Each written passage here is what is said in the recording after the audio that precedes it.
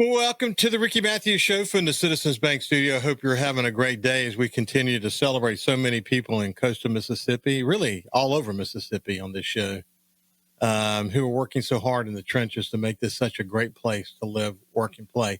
Hey, listen, if you missed my conversation with Ashley Edwards earlier this week, I really want to encourage you to listen to it. It was really good. It's important, actually. He had done a paper back when he was in graduate school at Southern Miss about the blue economy. And then, fast forward his job, he goes to run the recovery office for the governor, and then becomes the CEO of the Coast Business Council, and then went on to be an entrepreneur and working with a team across several states. He's doing really well, but he was asked to give the very first TED Talk at Southern Miss, the very first Southern Miss TED Talk on the blue economy. And it was really extremely well done. And we talked about it because it sort of parallels well with what I've been saying. And that is that the coastal Mississippi economy has been built largely on disruption brought by disasters. For the last 20 years, we've been recovering a lot of recovery money and a lot of disaster money, et cetera, in this community, across the communities that make up coastal Mississippi. While other communities like the Golden Triangle, the Florida Panhandle, Savannah, and others were building, having billions of dollars in the case of the Golden Triangle, $11 billion, more than $11 billion on advanced manufacturing and things that diversify the economy in the Golden Triangle area. We weren't focused so much on those things. Our economy was based on disaster disruption. And so what I've been writing about lately is that we've got to shift gears. We've got to get more focused on what's happening with future disruption, especially with AI, et cetera. And it is dramatic, really, to be honest with you. It's very dramatic. And I don't sense that we're embracing it the way we need to. And Ashley and I talked about that. So if you missed that conversation, go to your favorite podcast platform, take a look at it, go to YouTube or Facebook, and there's a bit of a buzz that's occurred as a result of that conversation, and we're going to continue it on. I've been saying we need a Coastal Mississippi Economic Development Alliance that doesn't dissolve anything we're doing now, but brings them together on the big stuff, like building like a massive, for example, mega site that really begins to attract major players in here, game-changing players in here. I'm going to focus a little less on the what, because people get hung up about the what. I'm going to focus more on the why, and we better get focused. If you missed that conversation with Ashley, you'll get a better sense of what the why is. Anyway, with that said, let's shift gears now, move over to Mayor Bobby Cox from Ocean Springs, someone I really enjoy spending time with on the show. And welcome, Bobby. How you doing, my friend? Doing good, Ricky. Thank you very much for having me on your show. It's good to see you, my friend. How is life as the new mayor, man? You're getting your feet underneath you? I'm getting my feet underneath me. It's very busy, which is a good thing. You don't want to get here and just sit, but they keep us moving, and Ocean Springs always has something going on, and we're always involved. So yeah, it's getting your feet underneath you as a new mayor. We've talked about that before. There's a lot going on. You're in a great position because owning a barbershop, being part of a barbershop, you get to listen to a lot of people, and you were an alderman before, so you have a sense of a lot of the issues that the city faces. But when you look around, I mean, there's the economic vitality continues to happen. Building is happening. The school system continues to build. There's a lot of exciting things happening in the city these days, isn't there? Yes, we have a lot of construction going on right now. We've got our first Chick-fil-A being built, and Chipotle, they started the groundwork this week, or actually last week, getting all the foundations ready. We've got PJ's Coffee, I think, opening this week, a brand new building.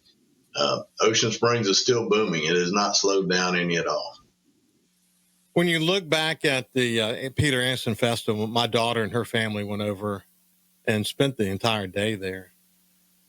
She was inspired. She's an artist, so she really enjoys being there. But she was there, not as an artist, but someone who just enjoying the city and all the crafts and art that was there.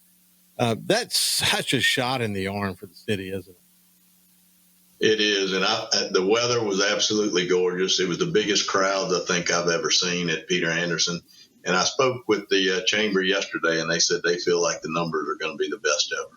So that's great news to hear. I think the last time you had me on the show was at Cruising the Coast in Biloxi, and we were talking about moving into the Peter Anderson Festival in 2 weeks, and we got through cruising, we got through the Peter Anderson, but now our calendar's still full with.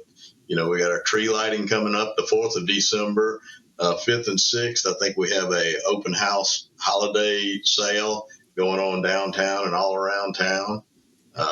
They also have the silent lights at WAMA on the 6th. We have the snow day at the Chamber of Commerce parking lot. And then we got our tree lighting. So we've got a lot between now and Christmas, really. It seems like there's not many days that we don't have something going on. I don't know if it's because as a kid, my family and I, we used to go up to Smoky Mountains every year. I mean, just every year. And then when I was raising my kids, we would go up there just about every year. There's something about it. I don't know. My dad died when I was 21. So there's something about being in the Smoky Mountains on one of those streams. And it makes I feel closer to my dad. But there's something about being there, like during the holidays and seeing the lights and whatever. There's something super iconic about it. I mean, it just feels like Christmas for some reason. I don't know if it's just my personal experience, but when I think about Christmas, I tend to think about being in Gatlinburg and the Smoky Mountains and the lights and the feeling and all that. To me, that's what City of Ocean Springs is becoming. People, when they go to Ocean Springs to see the light in the trees, I know that was a great vision, but I don't think anyone could have ever imagined it would become sort of this iconic. I mean, every look, Gulfport's got the harbor lights, and every city's got their own thing for sure.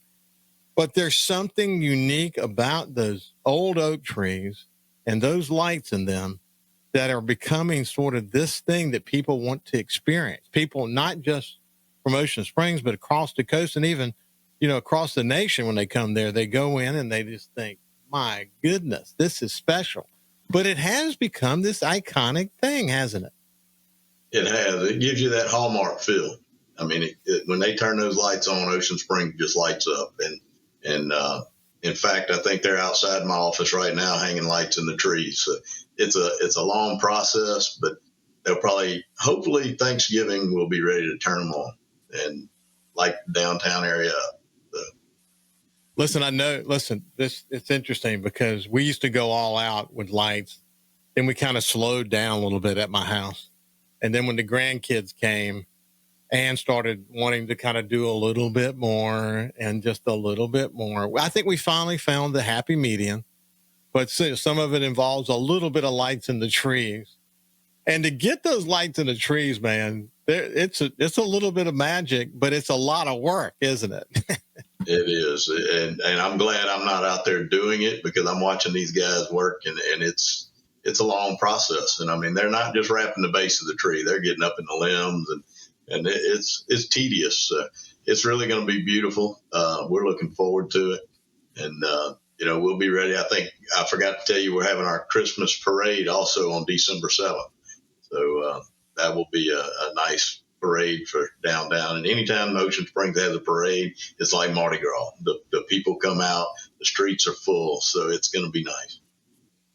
Well, you know what I love about it? I love that the city is in tune with the chamber. Of course, the chamber is a tourism welcome center. It is all about their downtown involvement and the connection between city and the chamber's work and merchants and the kind of things like the Peter Anderson Festival, like the lights and so on, are all about bringing people there and making the city businesses as successful as they possibly can be.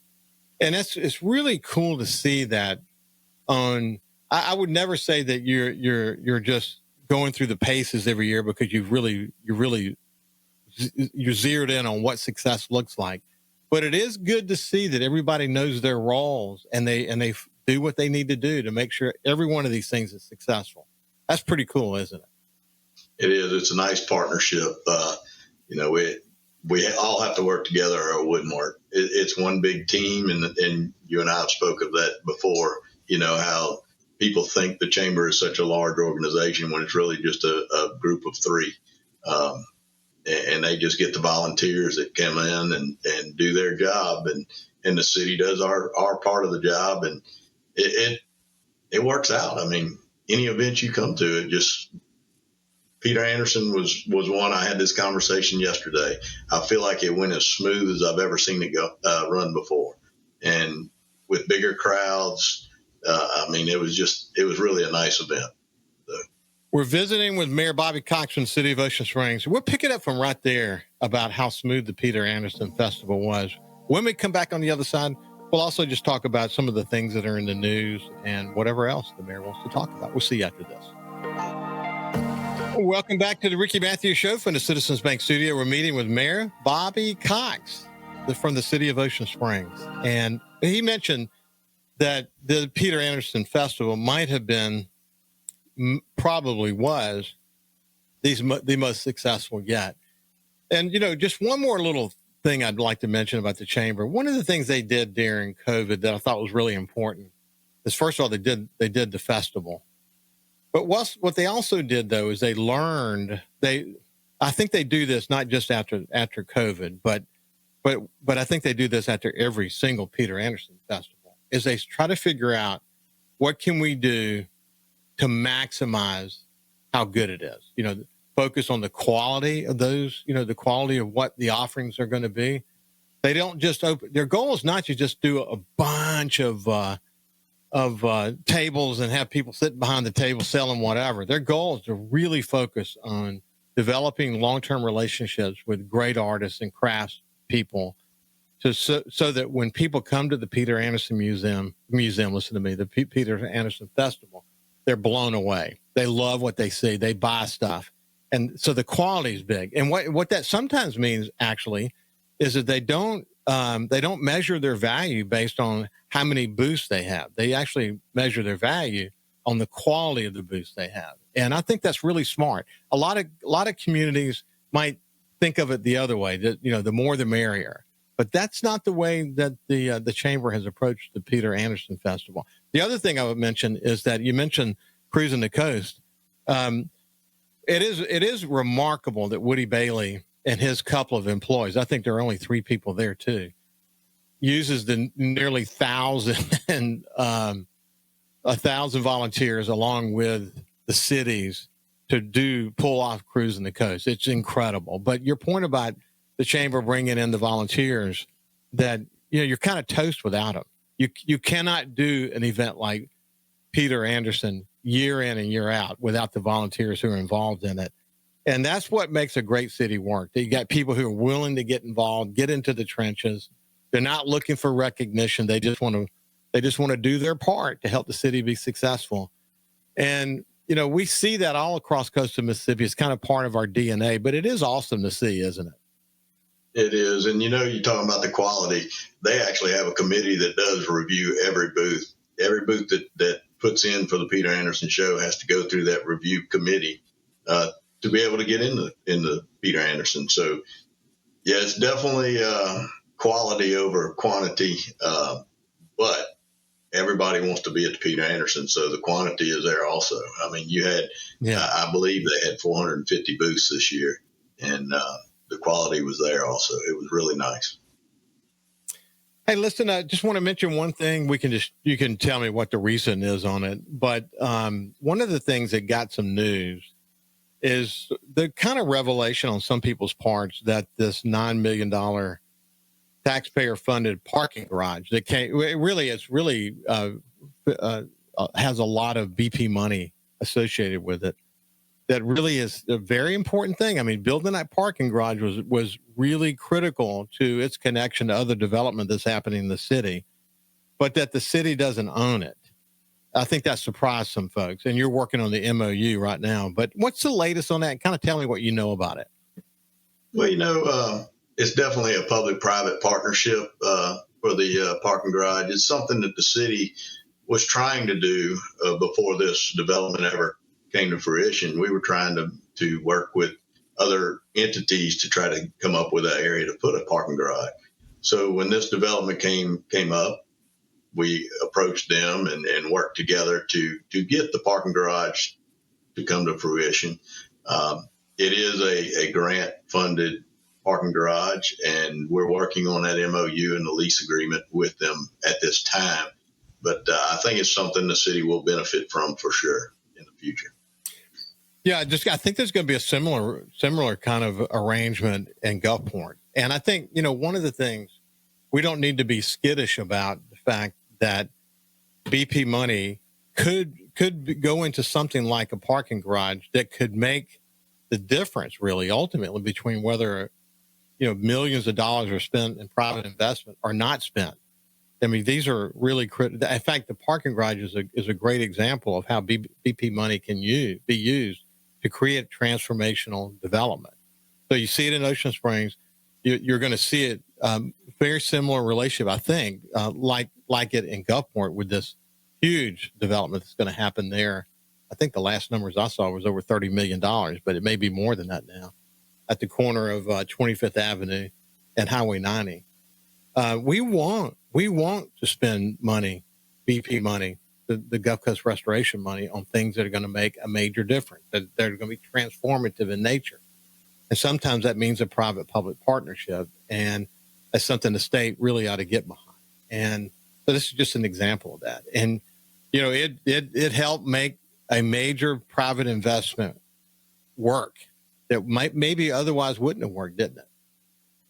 Very, very much so. Also they did a nice courtyard also for public access and public use. So you've got the parking garage and a public, basically a courtyard in front of it, where you have bands, and so plays out on this little stage. And we've been there a few times. It's been really nice. The songwriters actually performed on that courtyard, so it was all incorporated into the Songwriters Festival also. So. Hey, someone sent me the note about the Supreme Court ruling recently on the Ocean Springs Islands RV Resort. I think it's like 300 acres. It's finally going to move forward. That's actually not in the city. That's actually in the county, you pointed out before we started the show. But, some people are excited about it. Some people are not excited about it. But I think anything like this that can really help economic, development is ultimately a good thing. Does the city have a point of view about that RV park? I'm glad they're moving forward with whatever they're able to do. I know it was a court battle for a few years now. I think they've been in court. I grew up out at that where they're proposing that park. It was Marsh Island Golf Course, and my dad actually was the acting pro for about a year and a half to 2 years when Blossman Gas owned it. And so I grew up from the time I was probably 8 to 17 working out there from Marsh Island to Pine Island. And now you're going to see an RV resort out there. So I'm very familiar with the grounds out there for sure. But it'll be nice to see something happen. Well, listen, it was interesting in Gulfport at the corner of Cowan and 90. There is also a VIP RV park that went in there. And there was some pushback there in the community as well. But once they saw it come to fruition, and Pete Vicari, the guy who has Vicari Auctions during Cruising the Coast, who literally he bought my house in Biloxi just before we built the house we're in today. Great guy, tremendous developer, but he and his sons put tens of millions of dollars in that ground, man. I mean, it is, and for anyone who goes there to see it today, to be a player in that space today, you got to bring it all. There's a lot to success in this field. And, the residents look at it today. I think the majority, if not all of them, look at it today and think, wow, what an incredible development this is. Perfect for that space, and bringing people, snowbirds from all over the country coming in here and enjoying coastal Mississippi at its best. I'm sure that this is going to be the same kind of thing, don't you? Well, there's a big difference between an RV park and RV resort. And I've got a fifth wheel sitting in my backyard, and we love to go camping. And we stay at both. But those resorts really are top notch. And the one you're speaking of in Gulfport is really a beautiful place. It is.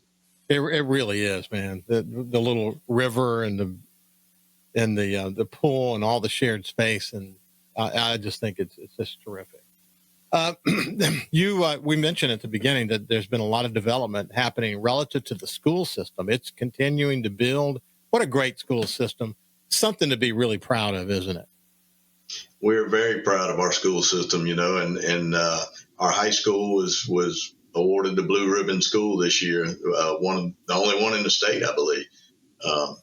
So we're very proud of those guys out there and girls, and that's something to be excited about.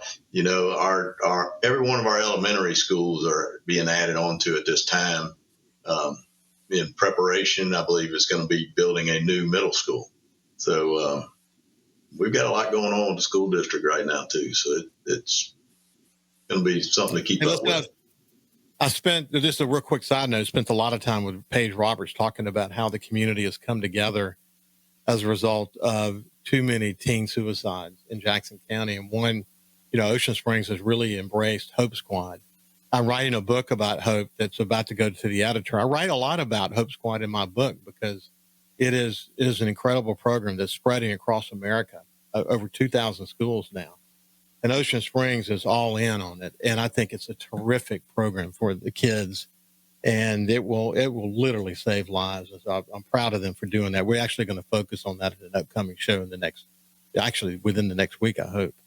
But we're out of time for today. But Mayor Bobby Cox, it's been a pleasure to spend some time with you. Well, thanks again for having me. Enjoyed talking to you guys. Yeah, it's been my pleasure. Hey, when we come back, Singing River Health Talk. We'll see you after.